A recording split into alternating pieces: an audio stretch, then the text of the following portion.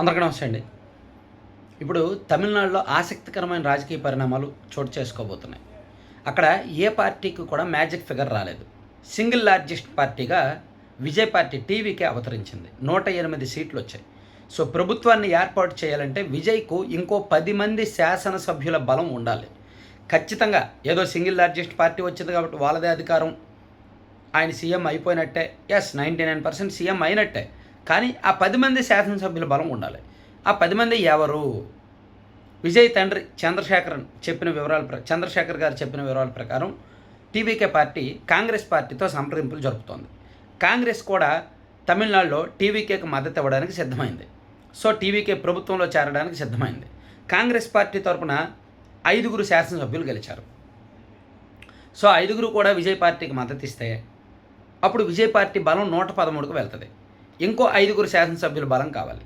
So ఇంకో 5 ఎవరు అనేది ప్రస్తుతానికి చర్చలు జరుగుతున్నాయి. పిఎంకే పార్టీకి అంటే పట్టాలి మక్కల్ కచ్చి అని పిఎంకే పార్టీకి 4 స్థానాలు వచ్చాయి. అలాగే ఇండియన్ యూనియన్ ముస్లిం లీగ్ పార్టీకి 2 వచ్చాయి, సిపిఐకి 2 వచ్చాయి, అండ్ వీసీకేకి 2 వచ్చాయి, సిపిఎంకి 2 వచ్చాయి. సో ఇప్పుడు విజయ్ పార్టీకి సిపిఐ సిపిఎం కూడా మద్దతు ఇచ్చే అవకాశాలు ఉన్నాయి. అప్పుడు విజయ్ పార్టీ బలం 117కు వెళ్తుంది. కాంగ్రెస్ పార్టీతో పాటు వామపక్షాలు కూడా విజయ్కి మద్దతు ఇస్తే 117కి వెళ్తుంది. సో వీళ్ళు కాకుండా ఇంకా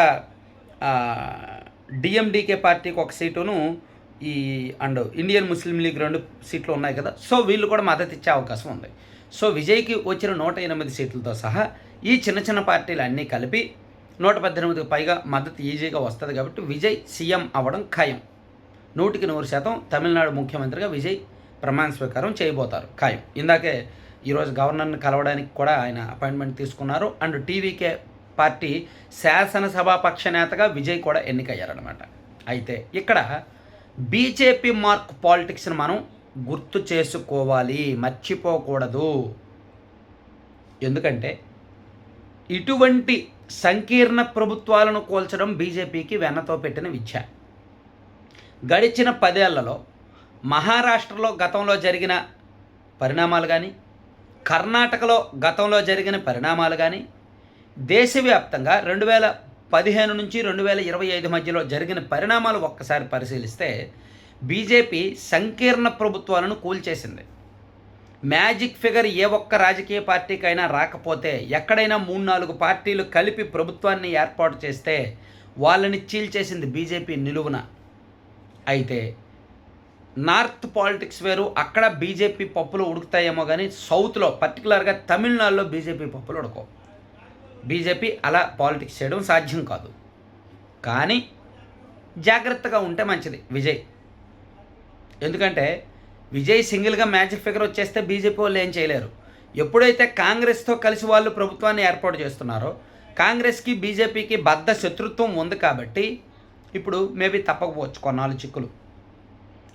అయితే డిఎంకే ఇప్పుడు ప్రధాన ప్రతిపక్షంగా ఉండబోతోంది. 59 సీట్లు వచ్చాయి కాబట్టి. సో డిఎంకేతో కలిసి పోటీ చేసిన కాంగ్రెస్ ఏమో అధికార పక్షంలోకి వెళ్ళబోతోంది. కాంగ్రెస్తో కలిసి పోటీ చేసిన డిఎంకే ఏమో ప్రతిపక్షంగా ఉండబోతోంది. ఇది కూడా ఒక ఆసక్తికరమైన రాజకీయ పరిణామమే.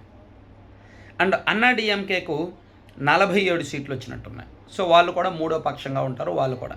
సో డిఎంకే అండ్ అన్నా డిఎంకే ఈ 2 పక్షాలు ప్రతిపక్షంలో ఉండగా బీజేపీ లాంటి పార్టీ జాతీయ కేంద్రంలో అధికారంలో ఉంటూ ఇక్కడ విపక్షంగా ఉండగా ఎదుర్కోవడం విజయ్కు చాలా కష్టం. ఎందుకంటే విజయ్ ఇచ్చిన హామీలు చాలా పెద్ద పెద్ద హామీలు. నిరుద్యోగ భృతి అయితేనేమి, 8 గ్రాముల బంగారం అయితేనేమి, మహిళలకు నెల ఇస్తానైతేనేమి చాలా పెద్ద పెద్ద హామీలు ఇచ్చారు. తమిళనాడు రాష్ట్ర బడ్జెట్కు తలకు మించిన భారాలు అవన్నీ. సో చూడాలి విజయ్ పరిపాలన ఎలా ఉంటుంది ఏంటి, తమిళనాడు పాలిటిక్స్ ఎంత ఆసక్తికరంగా మారుతాయి, ఎమ్మెల్యేల జంపింగ్లు ఏంటి. 10 మంది ఎమ్మెల్యేలు తీసుకోవడం ఈజీనే, కానీ వాళ్ళ డిమాండ్లు నెరవేర్చడం, వాళ్ళ కోరికలు తీర్చడం, వాళ్ళని కాపాడుకుంటూ వెళ్ళడం అనుక్షణం ప్రతిరోజు కూడా సవాల్తో కూడిన పనేనమాట. చూద్దాం ఏం జరుగుతుందో. Thank you very much.